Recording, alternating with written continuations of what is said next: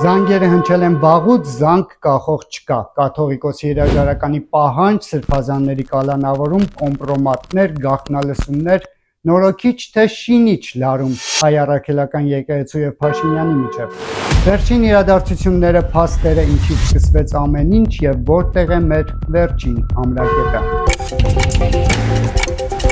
Մեկ քաղաք, երկու պատարակ, մեկը կանոնական, մյուսը եկեղեցու կանոնագրքի խախտմամբ։ 37 տարի անց Գյումրին կրկին ցնցվեց, այս անգամ ցնցումը ոչ թե հողի վրա էր, այլ երկնքում, չփլվեց տուն ու շենք, փլվեց սիրտ ու հոգի։ Այսպես են կարծում գնահատում Մայրաթորի կանոնագրքին հավատարիմ եկեղեցական դասը։ Արդեն բացված վերքի վրա աղլեցրեցին 7 վերքում։ Նիկոլ Փաշինյանը դեկտեմբերի 7-ի անմեղ զոհերի հիշատակի օրը որոշեց պատարակի մասնակցել հենց Գյումրիում։ Նախորդ գիշերը եկեղեցին կնքվեց, պարզ ասած պլոմբվեց, ուժեղացված ծառայությունը ծառայեց նպատակին, ոչ մի մուկ և ոչ մի ձուկ, բացի համախոհներից։ Պատարակը կատարվեց ոչ Շիրակի թեմի հոգևորականների մասնակցությամբ, ոչ թեմի առաջնորդի թույլտվությամբ, ինչպես կարգն է, Փաշինյանը եկավ իր եկեղեցականներով, ովքեր պատրաստ էին զեղչել կաթողիկոսի ու թեմի առաջնորդի անունը։ Այդ առիթով ավելի վաղ հայտարարություն էին տարածել Շիրակի թեմի հոգևորականները, դատապարտել այդ մոտեցումը, նշել, որ չեն պատրաստվում խախտել կանոնագիրքը։ Եկեղեցու բռնազավթումը, ինչպես գնահատում են հոգևորականները, հաջողությամբ կայացավ։ Խանգարեցին երկու անձ, մեկը հեռացվեց եկեղեցուց, մյուսը տեղափոխվեց ոստիկանության բաժին վեհափառի անունը տալու համար։ Սա առաջին դեպքը չէր, նույնը եղել էր Սուրբ Սարգիսում տեղի ունեցած պատարակի ժամանակ։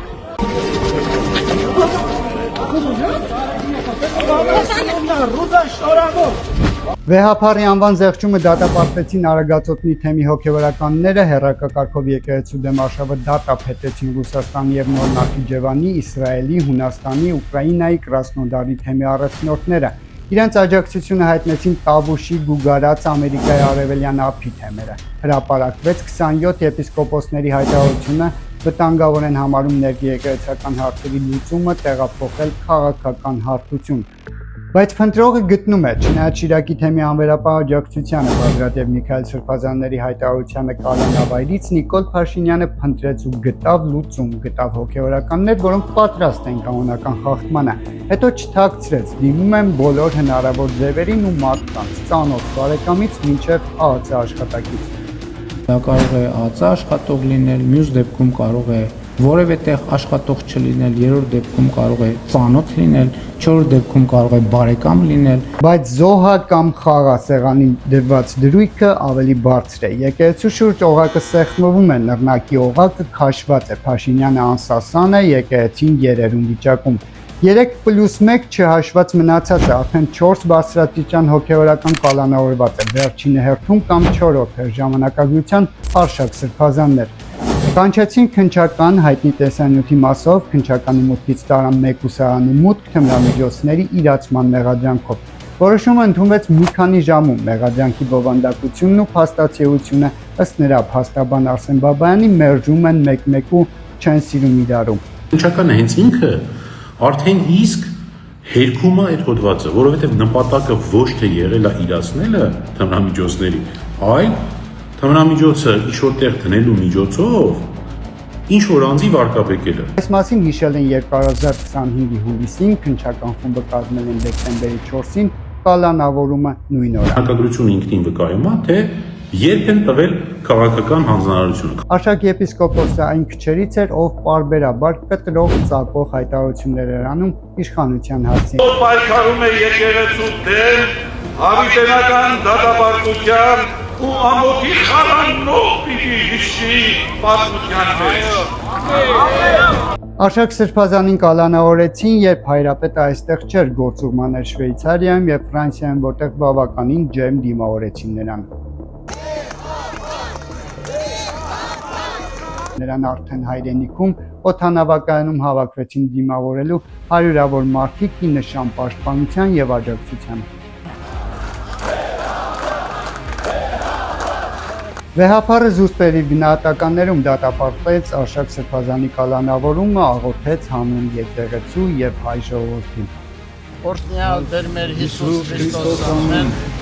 Ինչից սկսվեց եկեղեցահալած նոր ալիքը, որ 9-րդի պես այս անգամ կարող է սրբել ամեն ինչ։ Հայաստանի 3 հանրապետության պատմության մեջ առաջին անգամ 10 բարձրաստիճան հոգևորականներ պահանջեցին ամենայն հայոց կաթողիկոսի հրաժարականը։ Հայտարարության մեջ 10 հոգևորականներ այսպես ասած հանգստի են ուղարկում Գարեգին II-ին նոր ընտրություններ անցկացնելու նպատակով։ Ավելին, հրաշալի տասնյակը, ինչ համատեքստով ցանկանում եք մեկնաբանեք, նշում է, որ վեհափառը 1999-ին ընտրվել է քաղաքական ճնշումների ահաբեկման ներքո։ Պարզել են 26 տարի անց, լռել են, չգիտես ինչու։ Այս հայտարարությունը նոյեմբերի 28-ին էր, սակայն նոյեմբերի 27-ին հրապարակվել էր եւս մեկ հայտարարություն։ Սովորական 5 շաբթի էր, ընթանում էր կառավարության նիստը, քննարկում են երկրի նորոգիչ ծրագիրը եւ հայկական ժամանակով մոտ կեսօրին հայկական ժամանակում հրապարակվեց տեքստ, որտեղ 13 եպիսկոպոսներ հայտարարում են փորձաքննությամբ հաստատվել է Արշակ arczepiskopos Խաչատրյանին վերագրվող տեսանյութի իսկությունը։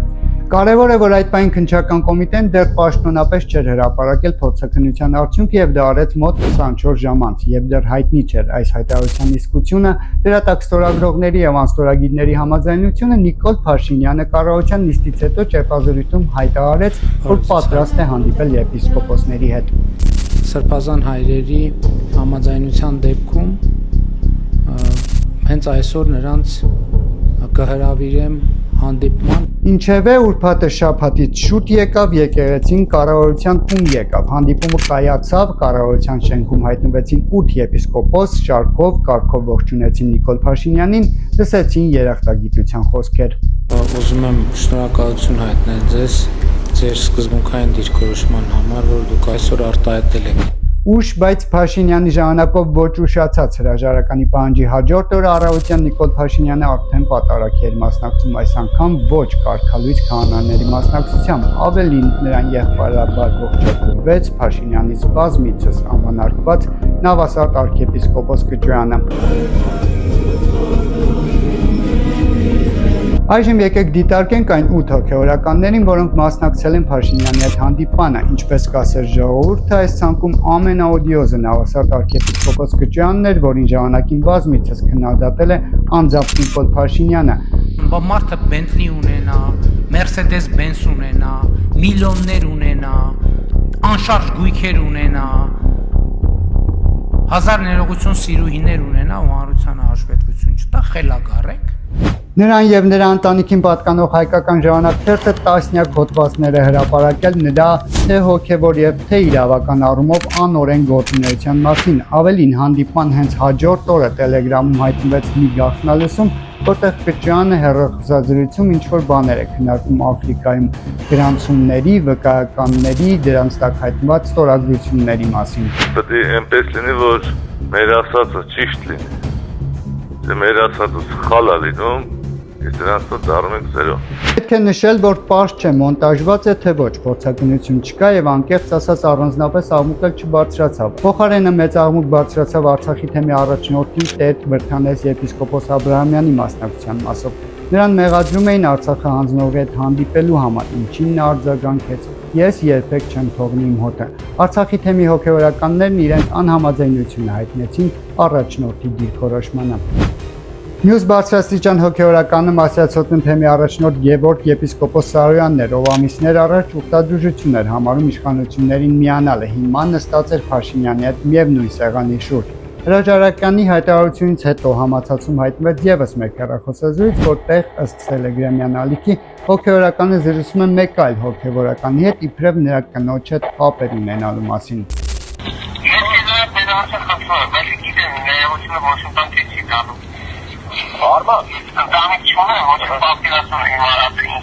Սկանդալում էր հայտնվել նաև Առաքել arczepiskopos Քյարամյանը, ով ըստ մամուլում հայտնված չհաստատված տեղեկությունների քննչական կոմիտեի նախկին նախագահ Արգիշտի Քյարամյանի հայրն է։ Հոգևորականը իր զրույցներից մեկում ասել էր, որ Քյարամյանը իր հորեղբոր թոռն է, հետաքրքիր զուգադիպությամբ պաշտոնյայի հոր ու հոգևորականի անունները համապատասխանում են, երկու դեպքում էլ Էլբեկ։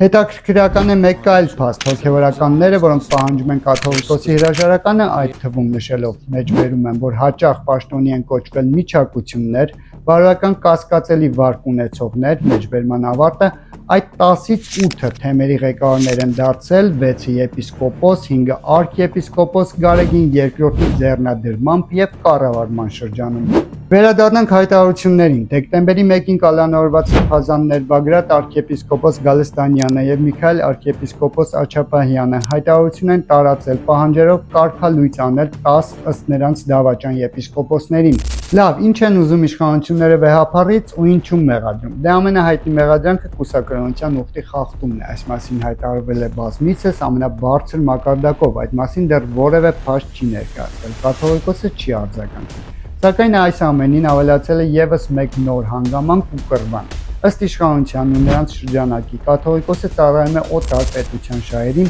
եւ հավաքագրված գործակալ է։ Այդ մասին հարցազրույցներից մեկում ասել է Մասյացյոտ ընթեմի առաջնորդը, բացել է սիրտը, մաքրել հոգին, պնդել, անձամբ է տեսել փաստեր, վեհապարը չի աշխատում ի շահն հայոց։ Հաստատներ, հանդիպումների ֆիքսված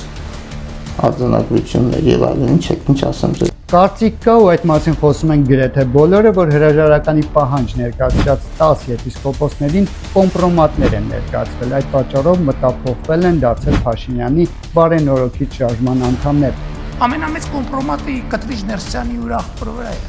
Ինչ կոմպրոմատի մասին։ Ինչ կոմպրոմատի մասին է խոսքը։ Արշակ Սրբազանը այլ տեսակետ ունի։ Մինչև կալանավորումը հրավիրված ասելիսում նա նշել էր, որ այս հալածանքների պատճառներից մեկն էլ աշխարհաքաղաքական է, այսինքն ինչ-որ ուժեր ցանկանում են քանդել հայ առաքելական եկեղեցին։ Ամբողջ խնդիրն է, որ այսօրվա երկրի ղեկավարը ցանկություն ունի ունենալ կառավարելի ձեռնասուն եկեղեցական։ Ինչն այնպես չգնաց ու չստացվեց Փաշինյանի եւ կաթողիկոսի միջև։ Դեռ 2018-ին գործող շարժում կար Նոր Հայաստան, Նոր Հայրապետ։ Փաստացի այն անգործության մատնվեց հեղափոխությունից հետո նրա ղեկավարը նշանակվեց տնտեսագիտական համալսարանի Գյումրու մասնաճյուղի ռեկտոր։ Դեի միջոցով զավթել է այդ աթոռը։ Մենք սխալի մեղքի դեմ ենք պայքարում։ Նիկոլ Փաշինյանը նույնիսկ հանդիպեց կաթողիկոսի հետ 12 ժամ անցկացրեց, ինչպես ինքը պատմեց, սակայն ամեն ինչ հետագայում հարց չգնաց։ Նախ հանվեց Հայոց եկեղեցու պատմության առական դպրոցներից, հետո կաթողիկոսի ամանորյա ուղերձը հեռուստատեսությունից։ Եղան մի շարք կասկածելի որոշումներ, մասնավորապես լրատվամիջոցներում տեղեկություններ հրապարակվեցին, որ եկեղեցականներին զրկել են դիվանագիտական անձնագրերից, կրճատվել են արտոնյալ հարկային պայմանները եկեղեցու որոշ ծրագրերի մասով։ Պատերազմի արհավիրքից հետո ցավի, մտահոգության եւ տագնապի 44-օրյա պատերազմից նոյեմբերի 9-ի փաստաթղթի ստորագրումից հետո ամենայն հայոց կաթողիկոսը հորդորեց Նիկոլ Փաշինյանին հեռանալ վարչապետի պաշտոնից։ հայրաբար հորդորեցին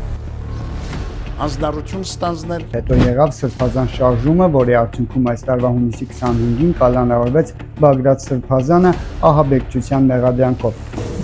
Եվս մի անգամ դակալը դրեցի Հայաստանի արտադրության։ Մոտ 5 տարի առաջ հեղաշրջման կոչի համար հունիսի 27-ին կալանավորվեց Միքայել Սրբազանը։ Ասել եմ, լավ եմ արել։ Դեկտեմբերի 16-ին մկրտիչ եպիսկոպոս Պրոշյանը։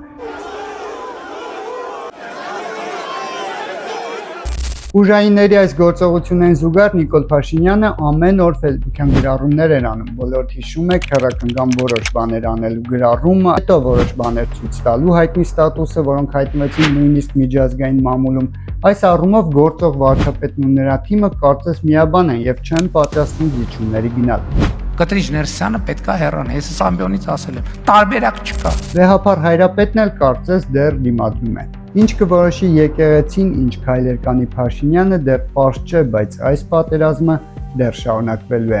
Եվ վերջում երկու պարզագույն հարց. ում է ձեռնտու եկեղեցու հանրային պառակտումն ու հանրայնորեն հեղինակազրկումը, եւ որն է այս իրավիճակում մեր վերջին ամրակետը։